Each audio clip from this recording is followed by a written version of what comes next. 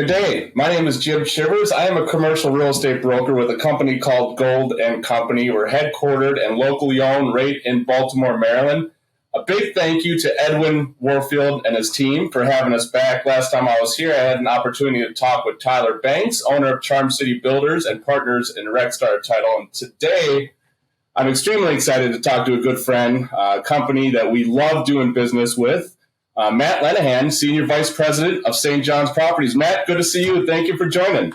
Hey, Jim. Great to see you, and thanks for having me.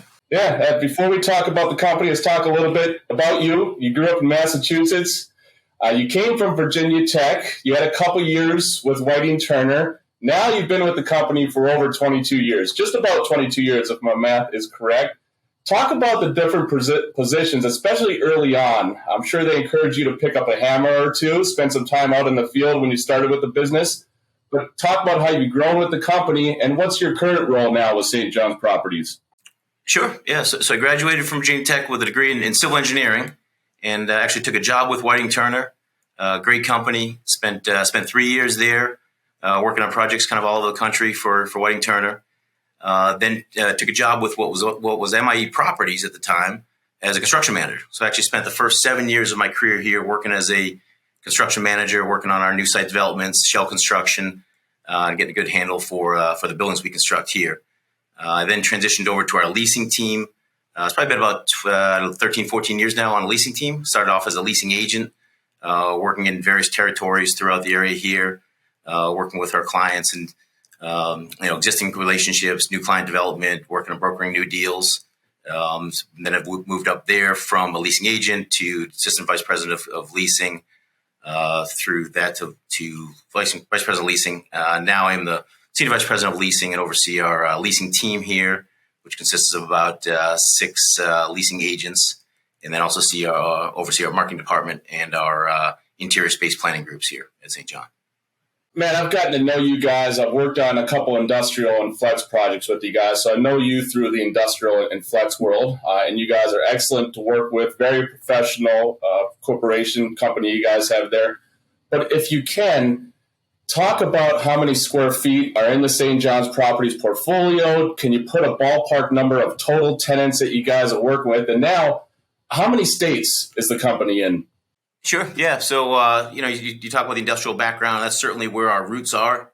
Ed St. John and Leroy Merritt started MIE Properties, 50 something years ago. And we're predominantly an industrial developer. We've since, morphed into a lot more diverse asset types over the years. As much as, flex product has always been our bread and butter. We still, to this day now, we're constructing more office, suburban office, multifamily has been a big thing. We do a lot more multifamily developments these days. Still continuing to build a lot of flex product. We currently own and manage about 22 million square feet of space, all of which has been constructed by St. John. We don't do any third-party work for anyone else. That's a little bit of a probably unique thing in the real estate world these days. But all of our focus is strictly our clients, our portfolio, which is now, like I said, 22 million square feet. And we're into 9 states now. We actually just opened our latest regional office in Austin, Texas here this summer. So I'm always reading that St. John's is expanding and growing. What can you share about the different markets that you are expanding into, and how do they differ from the Baltimore market where you guys originally got your start from and you still have your offices on North Baltimore Drive? Sure. Yeah. And so put in perspective, we have about 15 million square feet in that operates and is managed out of the Baltimore office. So that'll all of our developments from, say, Aberdeen down to St. Mary's County in the greater Baltimore area. We have a separate office in Frederick that handles Frederick, Western Maryland, and Northern Virginia. Other regional offices are kind of scattered throughout the country. We go as far out as Salt Lake. We have a booming office out in Salt Lake that's about 8 years old now and is becoming our third largest market at this point. An office out in Denver. Another office out in Wisconsin. Like I said, we just opened an office in Austin, Texas. Brooke Holland is one of our younger partners in training who just planted their flag down there. We're excited to see what we can find down that market. Another office down in Baton Rouge. And we've got a couple more in the near-term pipeline that we have our eyes on. Some markets, predominantly to the southeast, is kind of where we see our push here in the near future.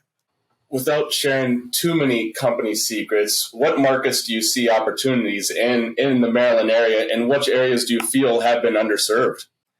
Yeah, I mean, we're still very active in Maryland, and it just gets a little bit harder to find, the types of sites that are undeveloped, in the greater Baltimore, Annapolis, DC area. So we've pushed ourselves out to Carroll County, Eastern Baltimore County, which was, 20 years ago was pioneering a little bit out there. We've had a lot of success out that part of the county. So we'll still push around the Baltimore Beltway, in addition to looking at redevelopment opportunities, in place buildings. Just like I said, it just gets a little harder to find raw undeveloped sites, which is what we would prefer. So we find greater accessibility to land, cheaper land costs, faster entitlement times down in some of these other markets. So that's been a little bit of push of late to kind of expand beyond this region here. It's obviously been a unique environment the past couple of years. Pandemic, inflation, supply chain challenges, hints of a recession. But how has that affected St. John's properties with any occupancy rates, your rental rates, and potential new development? Yeah, it has been. It's been a challenging few years. And certainly the pandemic, put us in a bunch of different directions that no one had saw coming. Interestingly enough, our occupancy has increased significantly over the past few years. We're at about 91% leased in our overall portfolio, which is as high as it's been, since I've been here. So from a overall growth standpoint, it's surprisingly we've been able to kind of power through and continue to grow, continue to push rents. Obviously, supply chain issues are a problem with timing and delays, and material costs are affecting construction costs. All that makes it more challenging to find the right sites that are profitable and that are also in areas they're in demand. So it's a challenge from an acquisition standpoint to find new opportunities and dig those up. But our existing in-place portfolio has performed really strongly the past few years. You mentioned a little bit about your partner and training program. Tell me a little bit about how your partners are encouraged to go to other markets and develop the St. John's Properties brand. Yeah, so this is a program that Ed St. John has had in place for a long time. We haven't used it nearly as much as we have of late, but what it is it's a 4-year intense rotational program through our company where we hire some really young, dynamic, I say kids, but folks earlier in their career to spend 4 years here in our Baltimore office to really learn the business, and they'll rotate through from our development team through our construction. They actually spend 2 years working under my leasing department here. So really get a good handle for all facets of the business, property management, working on our roofs, actually getting in the trenches with the construction guys. So really getting a wide range from A to Z of the whole process. And then at the completion of that 4 years, those folks essentially make a business case to pitch to say, hey, this is a market that I think we can do well in. And then they get down and plant the flag and start a regional office with essentially, working out of a desk in a Regis office until we can buy some land and develop something and create a market down there. That's like Salt Lake is a good example of that, where Daniel Thomas went out to that market and we're pushing. He's got over 1 million square feet developed out there in the last 6 years for us. Like I said, Brooke Hollander, some folks might know here in the Baltimore area, spent 4 years here. Just opened our Austin, Texas office, and really excited, for what opportunity she's gonna do down there. So it's been a big part of our future growth. Our president, Larry Maykrantz, has kind of made it known that our growth on a go-forward basis is not going to be limited to just this market here. We're excited to push into high growth cities where population growth is high, where land values are more reasonable, and certainly the entitlement process in some of these other markets a little more favorable from a development perspective. We can do things in some of these other markets in 2 or 3 months that take us, a year and a half, 2 years to do in this area here. So, we're excited about that. And it's been a fun part of that growth. We've got about 4 more folks now in that partner training program. So that's potentially 4 more regional offices we'll have opened up here in the next, 24 to 48 months. Matt, and a few years ago, it's a real good feel-good story. December of 2019, love for you to talk about the Citybiz list audience. The company, St. John's Properties, announced a $10 million holiday bonus for 198 of your employees. This made national news. It was all over the place. Can you talk to me about how this decision went down in the office and what was that announcement like at the holiday party? Yeah, that was wild, and no one saw that coming. So when Ed St. John, it was a big milestone of his to get to 20 million square feet, something he was really proud of and wanted to share with the rest of the employees. So surprise to all of us at that Christmas party that year, he announced that he was going to donate $10 million to the employees, which was really wild. Caught everyone off guard. I think he let our CFO know to make sure that the checks were ready, and our marketing director, so he could have a camera ready there. So it was really neat. And the coolest part about that was that it was strictly based on tenure. So it had nothing to do with where you were, within the organization. It was all about how many years you had been there. So we had folks, who worked in our accounting department or worked on our roofs for 30, 40 plus years, who got some really large checks that were, kind of life changing. And it was really, really neat to be part of that. So just kind of testimony to Ed and how he treats his people here. One of the projects you worked on for many years, former Baltimore Crossroads, now called Green Lane, Baltimore County, and at the time, Route 43 extension was to boost the economy from Middle River, connecting Eastern Avenue with Pulaski. And this was one of Mid-Atlantic's largest mixed-use communities / new developments. What different projects did you help on in that area? I know you had a lot of involvement early on in the years, and what are some of the different businesses that have now expanded into that submarket? Yeah, that's been a neat project to be part of. In fact, I talked about construction days early on and actually worked as the construction manager when we first originally cleared the 1,000 acres worth of trees out there in the early days of that Route 43 extension. So I've seen that project evolve quite a bit. Our partners out there, Somerset Construction, who are great partners of ours and have grown to be partners of ours in many other sites throughout the region, own the land out there.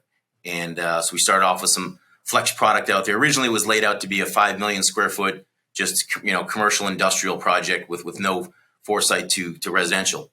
And we started off down that path. And we built, 8 or 10 buildings out there, and we're doing pretty well leasing those. The market took a sharp turn, as everyone knows, in 12, 13. And so we took that opportunity in the slow market to reboot that project. And we looked around at other sites that were more successful at the time in the region, and particularly Maple Lawn down in Howard County. And the big factor of Maple Lawn was the residential component down there that drove a strong retail mix, which further strengthened the office and flex world there. So we actually rebooted that Baltimore Crossroads project to become Greenly. Got the approvals through the county to add about 2,500 residential units, which really reshaped the feel and nature of that whole community there. So since then, we've kind of powered forward with a bunch of single family development, a couple large multifamily projects there. It's really driven good, strong amenity base in the retail project over there. And we've continued to build office and flex out there. So we've built about 1.2 million square feet out there to date. We've got another probably 600,000 or 700,000 square feet in the pipeline out there. So a really exciting, kind of cool project to be a part of. And I don't know if anyone's been out there recently, but every time I drive out there, it looks like a new town. And it really is. There's about 25,000 people living and working out there in that Greenlee community now. So it really has become a town unto itself there on the east side of Baltimore County. It really is. I remember early on in your years driving back there and just seeing the flex buildings. But if you get a chance to drive back there now, it's impressive with all the new development, new businesses. The economy is really rocking and rolling out there. But Matt, what can you share about the typical executive team meeting that St. John's Properties has? Yeah, so we're an in-the-office company. We I think we took a couple weeks off in the very beginning of the pandemic there to kind of evaluate, and since then we've been in the office every day, and that's just the way we're wired here. We just enjoy the collaborative environment, the ability to get decisions done quickly. So we can walk right down the hall to our property management team, get a quick decision on something, or over to construction or to finance, or to whatever. Teammates you need to talk to, they're all here and all accessible. So we really kind of thrive in that environment. Executive meeting every Thursday morning. We meet with Ed St. John in the morning, go over all of our development projects one by one. Team there, including our senior vice presidents for property management, for development, for leasing. Our acquisitions team is there, and we really go through kind of the nuts and bolts of any key issues or challenges that are going on with each project there. And there's about 15, 20 people there in that meeting. And Like I said, it's been a standing Thursday meeting for the 20 plus years I've been here.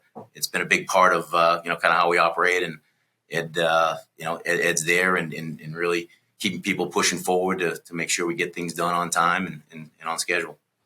What's next that you can share that's on target for St. John's Properties?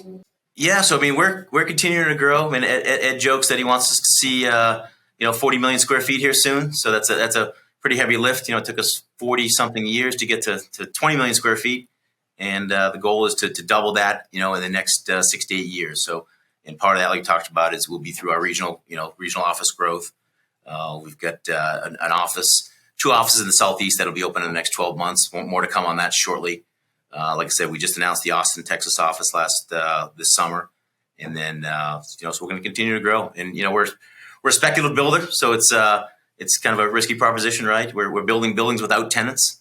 Very rarely do we end up with a site that we push forward with a tenant in tow. So we're out there trying to guess where the market's going to go, and we've done pretty well doing that over the past 50 years here. We celebrated our 50th year in business, which is a big milestone for us. So there's no let up here. We're continuing to be in the market to acquire. Like I said, our acquisitions guys are challenged in this region to find opportunities, but they're still looking and trying to turn over every rock and talk to every landowner who may have an undeveloped piece of land here. So that's a big part of our growth plans. Matt, well, thank you so much for joining, and thank you to the Citybiz team for having us on. Matt, any tenants that are out there in the market that are looking for office, retail, industrial, or flex, how can we get a hold of you and your team? Yeah, I mean, certainly go to our new improved website. We actually just unveiled last month at sjpi.com. Feel free to reach out to me here, and obviously we rely on the brokerage community and guys like you and Golden Company to bring us quality tenants, and we certainly appreciate that. So, we're open for business here, and if anyone has any questions, please reach out. Good. Matt, thank you again for joining us. Great to see you, and thanks to Edwin Warfield and the Citybiz community for having us on. Awesome. Thanks, Jim.